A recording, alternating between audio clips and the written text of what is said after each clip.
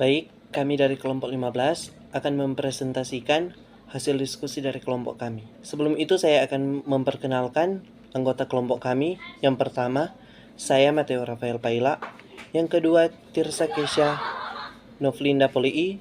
Dan yang terakhir, Soliska Marcela Bas. Pada saat ini kami akan menjelaskan apa sistem ekonomi yang diterapkan oleh negara Jerman dan bagaimana sistem ekonomi negara Jerman mempengaruhi perekonomian dan bisnis di negara tersebut.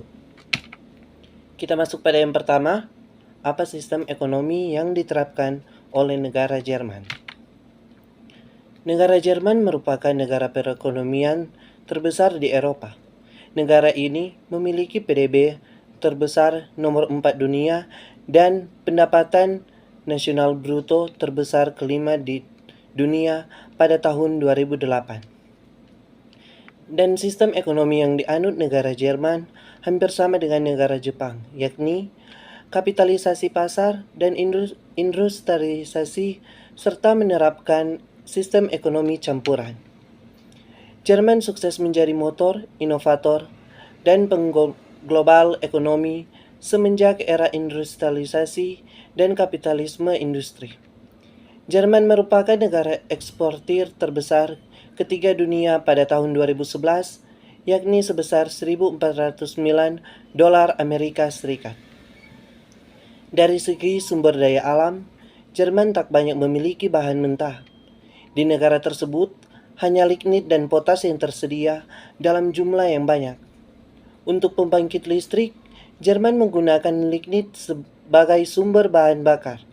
Untuk bahan bakar lainnya, seperti minyak bumi, gas alam, dan sumber daya alam lainnya, Jerman harus mengimpor dari negara lain. Adapun sektor-sektor yang berkontribusi terhadap PDB Jerman antara lain, yang pertama sektor jasa dengan sebesar 70%, yang kedua sektor industri dengan sebesar 29,1%, dan yang terakhir sektor pertanian sebesar 0,9%. Terima kasih atas kesempatan yang diberikan. Baiklah, saat ini saya akan melanjutkan materi dari kelompok kami. Jadi untuk produk industri, Jerman lebih banyak memproduksi produk teknik seperti mobil, mesin, logam, dan bahan kimia. Jerman juga tercatat sebagai produsen turbin angin dan teknologi tenaga surya utama di dunia. Next. Pameran perdagangan terbesar di dunia diadakan di beberapa kota Jerman seperti Hannover, Frankfurt, dan Berlin. Kombinasi dari produksi berorientasi jasa, penggelontoran dana untuk riset, hubungan kuat antara industri dan akademisi, dan hubungan internasional berkontribusi terhadap ekonomi Jerman. Jadi berdasarkan juga majalah Fortune Global 500, dari 500 perusahaan terbesar di dunia, berdasarkan penghasilannya, 37 diantaranya bermarkas di Jerman. Next.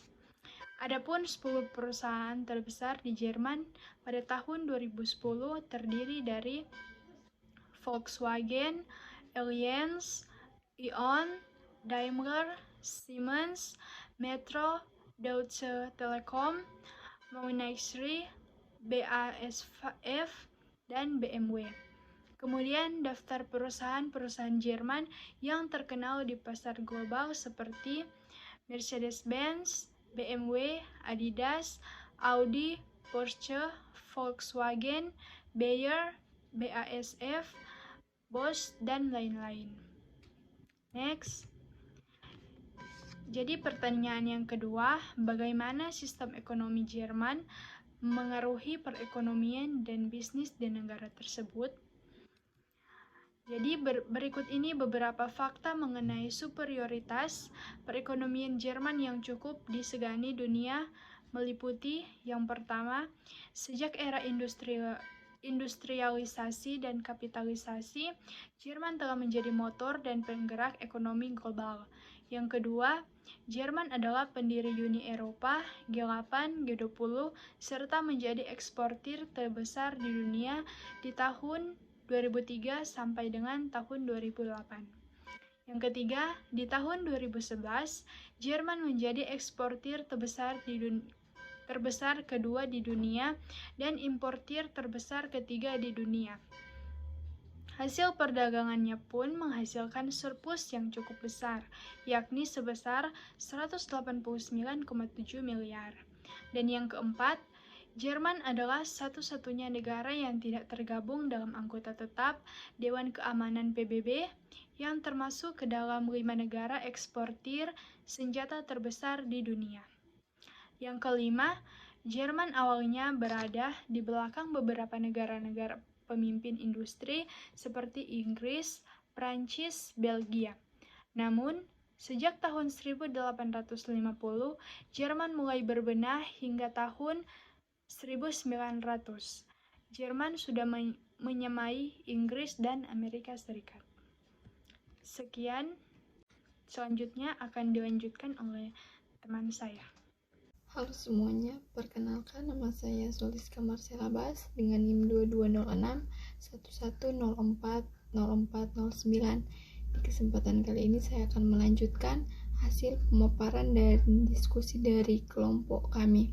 Antara tahun 1991 dan 2010 ada 40.301 merger dan akuisisi yang melibatkan perusahaan Jerman dengan total nilai sekitar 2.422 miliar euro. Transaksi terbesar sejak tahun 1991 adalah akuisisi Mensman oleh Vodafone dengan nilai 204,8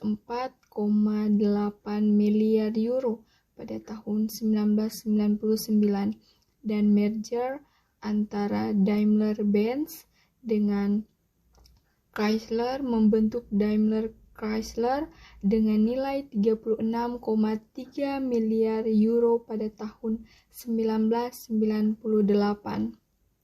Ekonomi Jerman mengalami stagnasi pada awal tahun 2000-an. Pertumbuhan tahunan terburuk terjadi pada tahun 2003, 1,0%, kemudian tahun 2002 dan 2005 1,4%. Tingkat pengangguran juga mereka tinggi. Nilai PDB Jerman mengalami penurunan pada kuartal kedua dan ketiga pada tahun 2008, sehingga negara ini pun mengalami resesi. Jerman Industrial Output dropped to 3,6% in September face Agustus. Bulan Januari tahun 2009, pemerintahan Jerman di bawah pemerintahan Angela Merkel menyetujui stimulus ekonomi sebesar 50 miliar euro atau sekitar 70 miliar dolar US untuk melindungi beberapa sektor dan mencegah naiknya pengangguran. Jerman berhasil keluar dari resesi di akhir tahun 2009 akibat meningkatnya ekspor ke negara-negara di luar zona Eropa. Jerman merupakan negara pendiri Uni Eropa, G8, G20, dan eksportir terbesar di dunia pada tahun 2003 sampai 2008. Tahun 2011, Jerman merupakan eksportir dan importir terbesar ketiga dunia. Kebanyakan produk ekspor negara ini adalah mesin, mobil, bahan kimia, dan logam. Jerman juga produsen turbin angin dan teknologi tenaga surya utama. Pemeran perdagangan terbesar dunia berada di kota-kota Jerman. Pada tahun 2011 juga menjadi sejarah ekonomi Jerman karena negara ini berhasil mengekspor dengan nilai lebih dari 1 triliun euro atau sekitar dengan 1,3 triliun dolar US, nilai terbesar di sepanjang sejarah. Jumlah pekerja pun meningkat sampai 41,6 juta orang, jumlah tertinggi yang pernah tercatat. Sampai pada tahun 2012, ekonomi Jerman tetap paling kuat di antara negara-negara tetangganya. Itulah hasil pemaparan dan diskusi dari kelompok kami. Sekian dan terima kasih.